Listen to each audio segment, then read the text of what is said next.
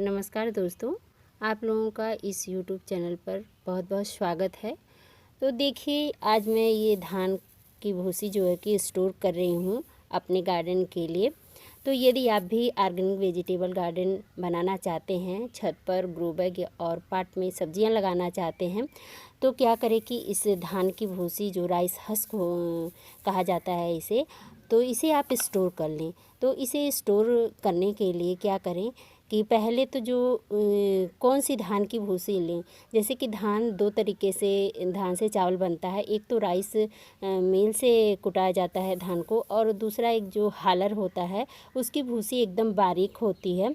और ये जो राइस मिल से कुटाई जाती है धान को, तो ये खड़ी खड़ी भूसी देखिए ये इस तरह से होती है। तो हम हालर से कुटी हुई बनी हुई भूसी का यूज नहीं करते हैं गार्डन में। ये जो राइस मिल से धान कुटाया जाता है और इस तरह से जो भूसी बनती है धान की, तो इसी भूसी का यूज होता है गार्डन में।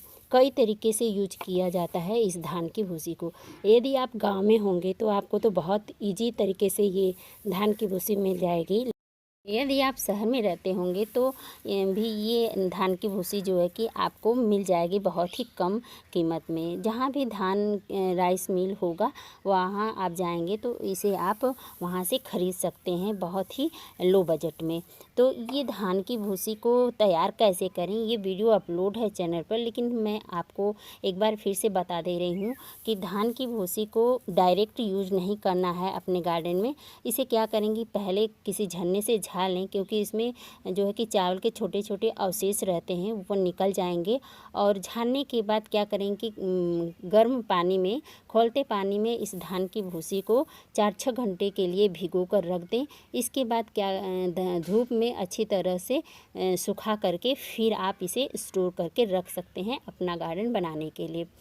तो इस तरह से आप स्टोर कर लें। इस समय मई जून का महीना चल रहा है, बहुत ही तेज़ धूप हो रही है, तो इसे आप स्टोर करके रख सकते हैं अपने गार्डन के लिए।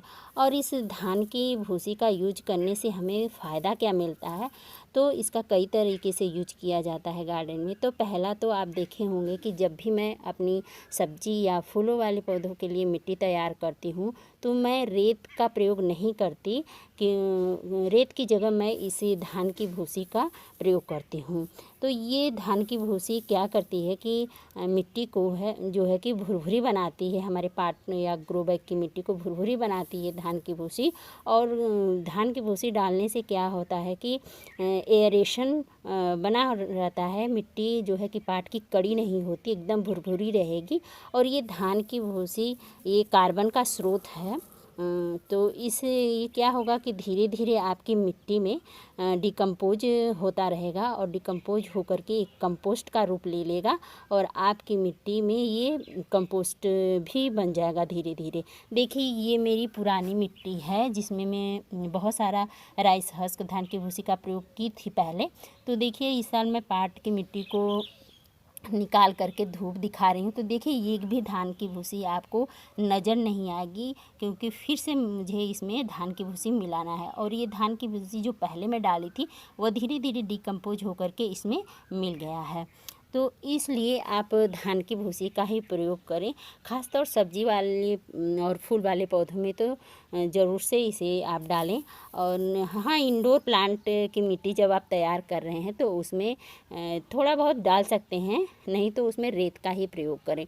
तो रेत की जगह आप इस धान की भूसी का प्रयोग करें। और इससे क्या होता है कि पाट की मिट्टी जो है कि बहुत ही हल्की बनी रहती है। आपके छत पर आप ज़्यादा से ज़्यादा सब्जियां लगाएंगे पाट या ग्रो बैग में, तो धान की भूसी डालने से मिट्टी जो है कि हल्की रहेगी, तो वज़न नहीं पड़ेगा आपके छत पर।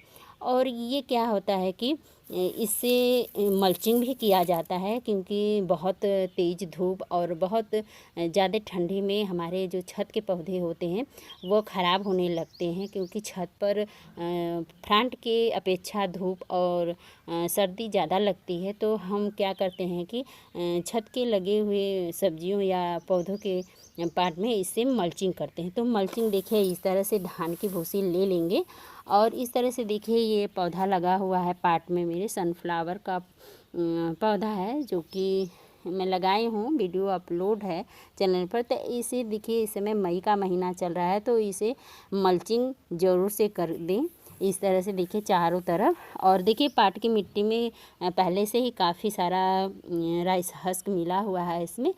तो और इस देखिए पौधा कितनी अच्छी तरह से चल रहा है।